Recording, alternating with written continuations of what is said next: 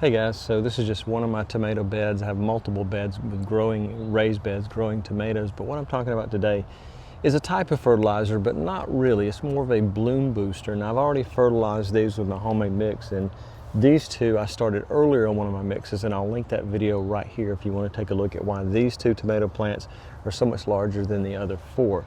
And that'll explain the difference in size there. But what I'm talking about today is not so much about growth, it is about flowering and tomato production. This simple mix, these few items that you probably already have in your pantry, in your kitchen, in your whatever around your house, you probably already have most of the ingredients here to make this simple mix, and it is a bloom booster, and it will maximize tomato production for the rest of the season. It's super simple to put together, so let's head into the greenhouse and I'll show you exactly how to make it.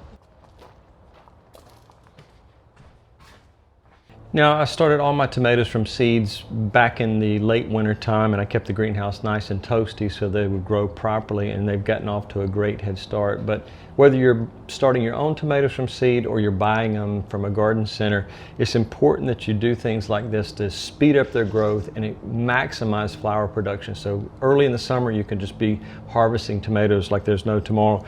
First thing I'm going to talk about, there's 4 ingredients in this plus water, and we won't count that as an ingredient, but it is one of the main things you're going to need to make it all work together. But the importance of water is not to use tap water or water from your hose directly unless you have a very good filtration system. There is somebody who left a comment about a hose end filtration thing. I haven't looked into it. I'll look into it further, and if I think it's a good one, I might even try it, order it, but if I see a lot of positive reviews, I'll link it in the description below. But what we're trying to avoid on our water is we don't want a lot of chlorination, a lot of fluoride in it, or whatever other chemicals might be in the water. So I always recommend doing a rain catch, or if you have a small garden, buy some spring water or some very pure water. You can, of course, my kitchen is a long way from the greenhouse, but I always recommend using a very high-end carbon filtration system, so to make sure you remove those things from the water. And some of those filters actually come with a tester, so I'll link one of those down below as well. But our first ingredient is very pure water for our garden to make sure we don't have an early failure rate as to why flowers are dropping off, the tomato plant is not growing properly. It could be because of the chemicals that are in your tap water.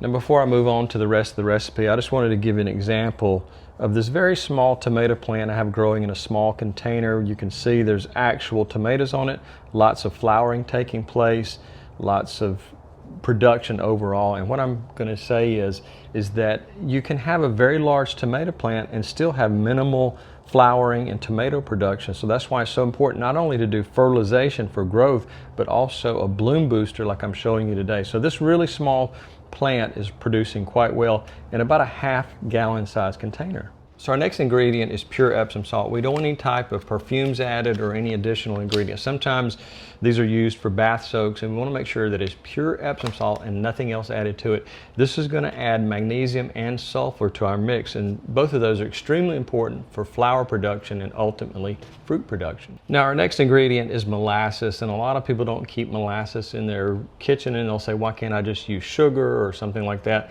And I will say that there is a specific set of minerals in molasses that makes it very productive in the tomato garden. So make sure that you order some of this if you don't already have it. You can get it at a lot of different grocery stores, but if you don't have it in your area, I'll put a link in the description to this as well. But again, minerals are one of the key ingredients. Not only the sugars, but we're doing minerals that are inside of the molasses as well. Now, the next thing we're adding is apple cider vinegar, whatever brand you want to use. You can find these at almost every grocery store, every health food store, but I've seen it at every grocery store I've ever went to because I take this on a regular basis as part of my supplement regimen.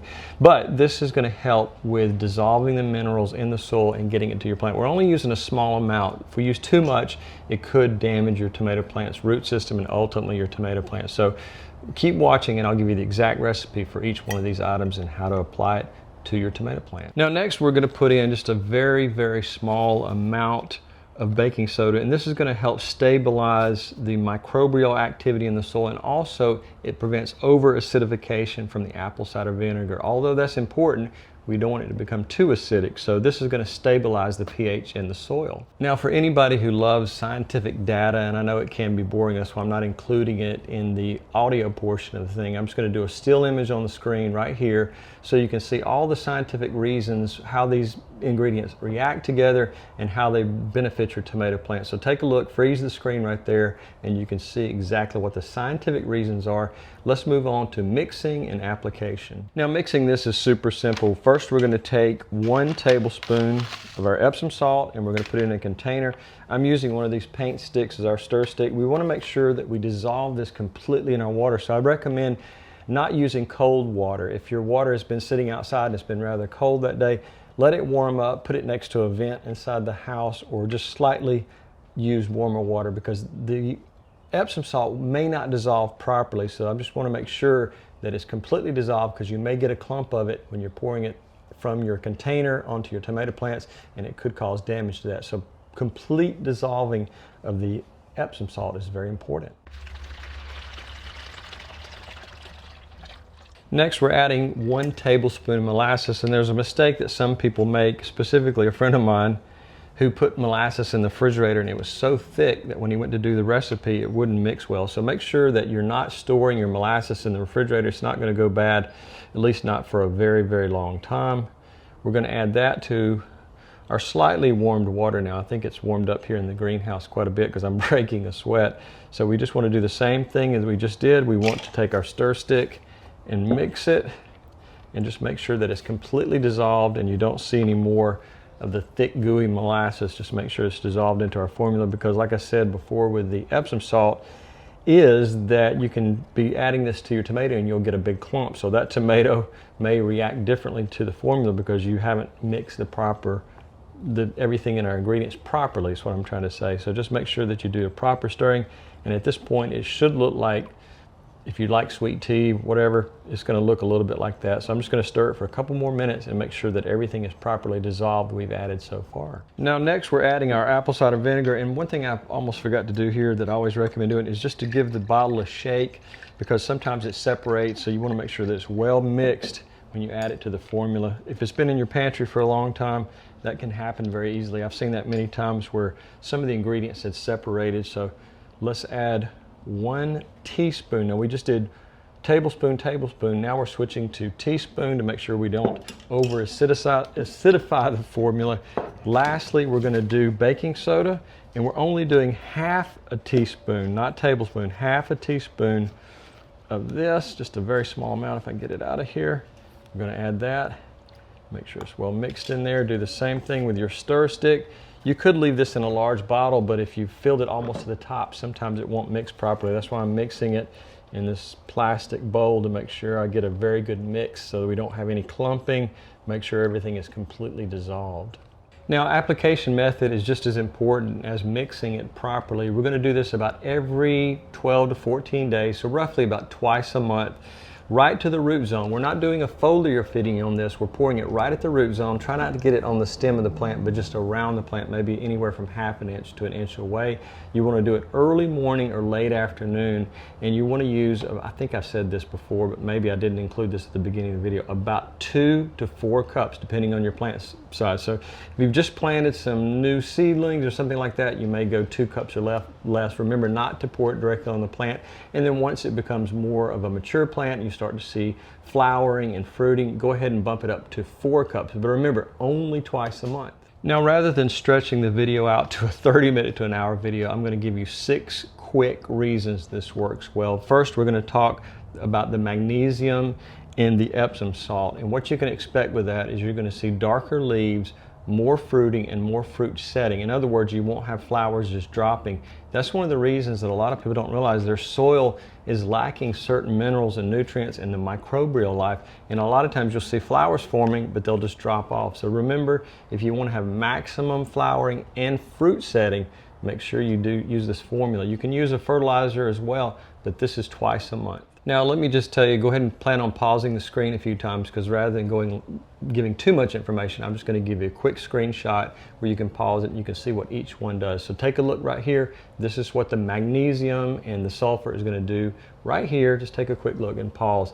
That's number 1 in our list of why's this work. Now right here on the screen, I'm going to give you a little bit more in-depth information about sulfur. So just pause the screen right here and you can take a look at that. Now next, what I'm going to say about molasses is a lot of people will say this is an exaggeration, but truly this right here will cause a microbial explosion and nutrient unlocking. It's really a super ingredient you can add to this formula. A lot of people say, I'm just going to use sugar, I don't have molasses, but truly I would highly recommend taking a look in the description if you can't find this product at your local grocer. This particular brand is called Plantation Molasses Blackstrap is the key words there, and it has a lot of minerals, and it's going to really boost the fruit production and the flower production of your everyday tomato plant, whether we're talking about indeterminate or determinate. Now, if you've ever mixed vinegar, any type of vinegar with baking soda, if you've ever made one of those volcanoes for a science project in school, you know there's a huge reaction there, just a huge foaming and reaction. So the carbon dioxide released in the soil is incredible. I'm going to put right here on the screen all of what happens when you mix these two together, but think of it more as it's unlocking the nutrients in the soil by putting these two together and putting it into the mix. And again, you'll see amazing results just from making sure that you keep these two in the recipe. Now, the sixth and last thing I'll say about the formula is that you can expect better transport of nutrients through the plant, ultimately to the flowers and then the fruit. So you have just an overall reaction of nutrients going from the soil ultimately to your tomatoes that works so much better. You'll have better tasting tomatoes, you'll have faster growing tomatoes, and you'll have more tomatoes. So take a look right here. I'll put the last thing right here on the screen to give you a little bit better idea of what I'm talking about if you like the more cerebral way of this working. Now, I wanted to give you a close-up of this. This looks like a sweet tea or a very flat soda, and that's basically what you're wanting because of the molasses is going to color it. There's some common mistakes in using this, and I'll give you the quick 4 things that you need to try to avoid. Using it too often can cause a nutrient imbalance. Applying to dry soil, in other words, you need to water the soil or make sure there's been a rain recently, because that can reduce the absorption. So if you're applying this to very dry soil, it's not going to work as well. So give it a light watering if your soil is extremely dry or you're in a drought situation. Now, overusing the baking soda can cause a sodium buildup risk, so make sure that you only use half the teaspoon, not tablespoon. Last, spraying the leaves with this exact mix can burn your foliage. So remember, we're doing this as a soil drench at the root zone, not on the overall plant. Now, once you start adding this to your tomato plant, you're going to see some significant results. And I'm going to put on here anywhere from 3 days to 3 weeks. Take a look on screen right here, and you can see all of the things to expect once you start doing this soil drenching method. It's going to be amazing what you'll see happening with your tomato plants. So there's one more thing you can add to this formula, 1 teaspoon of fish emulsion. And I can tell you, even though it says on the label that it's reduced odor, it is not. It is something that most people cannot stand the smell of. But if you can tolerate the odor, adding 1 tablespoon to your formula will make a big difference, because I've tried over 100 different formulas around the greenhouse with different vegetables, and that's what I'm trying to relay as we go through the springtime, as many of these formulas as I can before we get too heavily into production season. So if you do this early on, it's going to make a big difference. Now, I made the mistake of using a hose-in sprayer with this, and I sprayed a lot of areas of azaleas and things like that. I will tell you the smell lasted for 2 days. So again, if you don't like really strong smells, forego this. But if you do want to try it, take a look in the description. I'll put some of it, if I can find it being sold online, a link to it. Now, I'm doing a lot of formulas this spring because I want to make sure that I convey some of the experiments I've done here in the greenhouse, and I want to make sure that you understand that I'm not recommending anything that I haven't tried or seen significant positive results with.